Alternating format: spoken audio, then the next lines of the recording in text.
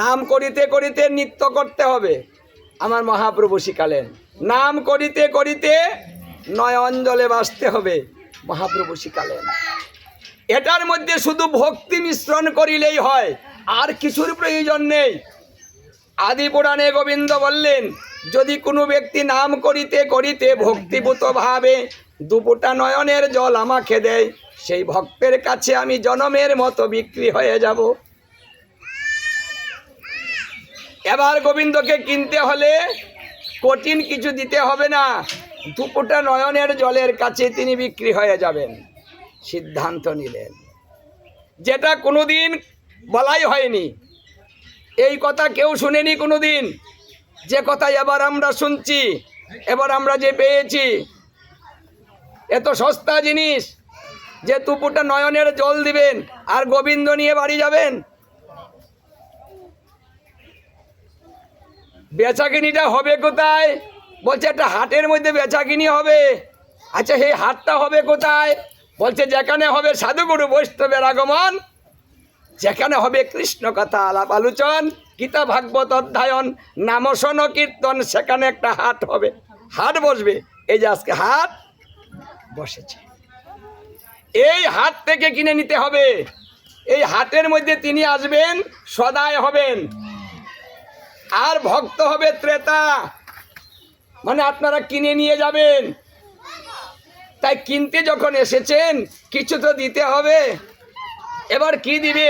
রাধারানী প্রশ্ন করেছিল, হে প্রাণবল্লভ, তুমি যে বৃন্দাবনে যাবে, বলতেছ হাট বসাবে, সেই হাটের মধ্যে তুমি বেচাকিনি হয়ে যাবে, তাহলে জীব তোমাকে কিনতে পারবে? এমন কোনো ধন জীবের কাছে আছে? তুমি না অনন্ত কোটি ব্রহ্মাণ্ডের মালিক, তাহলে তোমাকে কি দিয়ে কিনবে? তখন রাধারানীর কাছেও বলেছিলেন, অগো রাধে, কি দিয়ে কিনবে জানো? ওই হাটে বসে আমার কথা শ্রবণ করিতে করিতে নাম নিতে নিতে যদি ভক্তিভূত ভাবে গদগদ চিত্তে দুপোটা নয়নের জল ওই হাটে আমাকে দেয়, ওই হাট থেকে কিনে নিয়ে বাড়ি যেতে পারবে। আজকে এটা সেই হাট। এই জন্য এই হাটে আসলে শুধু ভক্তিটা নিয়ে আসবেন, সংসারটা নিয়ে আসবেন না, ঘর নিয়ে আসবেন না, বাড়ি নিয়ে আসবেন না, পরিবারের লোকজন, এই ভাবনা নিয়ে আসবেন না। শুধু ভক্তিটা নিয়ে বসুন, অল্প সময় থাকুন, দুপুটা নয়নের জল দিয়ে গোবিন্দ কিনে আনন্দ চিত্তে বাড়ি চলে যান। সেই আনন্দদায়ককে যদি আমরা কিনে নিতে পারি, তাহলে আমার সংসার মধুময় আনন্দময় হয়ে যাবে। কারণ গোবিন্দ যার কেনা হয়ে যায়, তার অশান্তি কি আর থাকতে পারে? তা কেনার তো ব্যবস্থাটা করে দিলেন। এমন না যে না কঠিন ব্যবস্থা, আমি তো কিনতে পাচ্ছি না, ওই ধনীরা কিনে নিয়ে যাচ্ছে, আমি তো গরিব, আমার তো কিচ্ছু নেই, আমি কিনবো কি দিয়ে? দেখুন, এই কথাটা কিন্তু বলার সুযোগ নেই। মানে এমন একটা ব্যবস্থা করে দিলেন যে গরিব ধনী সবাই একাকার। হ্যাঁ, যার কাছে নয়নের জল আছে, ভক্তি আছে, সে আমাকে কিনতে পারবে, যার কাছে নেই সে আমাকে কিনতে পারবে না।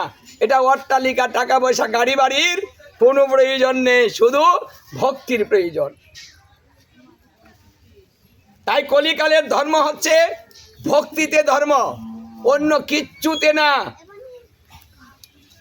তাই যারা গরিব হয়েছেন, চিন্তা করছেন যে আমি তো বড় করে অনুষ্ঠান করতে পারি না, টাকা নেই, ভাববেন না। একজন বৈষ্ণব সেবা করান, বড় করতে হবে না, 1 কোটি সেবা হয়ে যাবে। একটু গীতা ভাগবত করান, 2-4টা ফল নিয়ে আসুন, একটু বাতাসা দেন, তারপরেও আপনার অর্চন হবে, অধ্যয়ন হবে। একবার যদি গৃহে গীতা ভাগবত অর্চনের ব্যবস্থা করেন, তাহলে সেই গৃহে 33 কোটি দেবতা শত শত অশ্বমে যজ্ঞ করালেও গীতা ভাগবতের একবারের সমান হবে না। মানে এটা এত এই লাভদায়ক একটা ধর্ম আমাদের, সুযোগটা সাধারণ নয়। কি গো, একটা দেবতার পূজা করতে গেলে অনেক আয়োজন করতে হয়, হ্যাঁ, অনেক কিছু আনতে হয়। তারপরেও যদি দেবতা খুশি হবে কিনা, মন্ত্র ভুল হলে শাস্ত্রে বলতেছে দেবতা খুশি হয় না, ক্রিয়া ভুল হলে দেবতা খুশি হয় না। যারা আয়োজন করছেন তার যদি ভক্তির অভাব থাকে কৃপা হয় না, তার যদি আচরণে ভুল থাকে কৃপা হয় না, মানে দেবতা পূজা করে উল্টা ক্রিয়া লাভ হয়, মানে দেবতায় অভিশাপ দিয়ে সেখান থেকে চলে যায়। মানে আপনি আয়োজন করেছেন পূজা করবেন, ভুল হয়েছে অভিশাপ দিয়ে চলে যাবে। বাহ, এই জন্য দেখুন, এই যে আমরা শনি পূজা সারা জীবনেই তো করে যাচ্ছি, করছি না? আপনারা এখনো করছেন না? বাপ দাদা 14 গোষ্ঠী শনি পূজা করেনি, লক্ষ্মী পূজা করেনি, সরস্বতী পূজা করেনি, কোন পূজা না করেছে? দুর্গা পূজা করেননি? বাপ দাদা করেছে না? এখনো চলছে, এখনো পূজা করেন, লক্ষ্মী পূজা করেন, ঘরে ঘরে লক্ষ্মী আছে, কথা কয় না। আশ্বিন মাসে করে প্রত্যেক দিন ঘরে লক্ষ্মী তাই না? এই যে আছে। শনি পূজা করেন কারা কারা? শনি পূজা শনিদেবের উপাস শনিবারে করেন না? হ্যাঁ করেন না? কি কয়? শনি পূজা করে না। যাই হোক, ব্রত তো করেন, বিভিন্ন ব্রত আছে, করেন না? করেন। এই যে সারা জীবন ব্রত করা হলো, আমাদের লাভটা কি হলো বলুন তো? আমাদের জমি তো মাইনসে নিয়ে যাইতেছে, বাপদাদা তো অনেক জমি ছিল, তো এতদিন লক্ষ্মী পূজা করলাম, এত দেবতার পূজা করলাম, আর জমি সব নিয়ে গেল মাইনসে। তারা ফিরাইলো না কে? কি গো, ওরা ফিরাবে না? যে আমার পূজা করে ওর ক্ষতি হবে কেন? ফিরাচ্ছে না। কেন ফিরাচ্ছে না জানেন? কারণ তার পূজাই হয় না, পদে পদে ভুল হয়।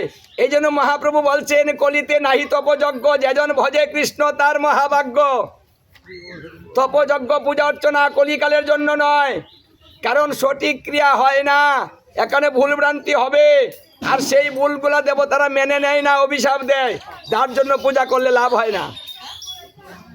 এই জন্য গোবিন্দ বলছেন, এবার আমি দায়িত্ব নিলাম, ভুল করলে অভিশাপ দিব না।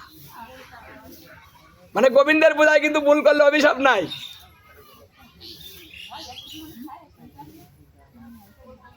গোবিন্দকে ভক্ত লাথি মারে, গালি দেয়,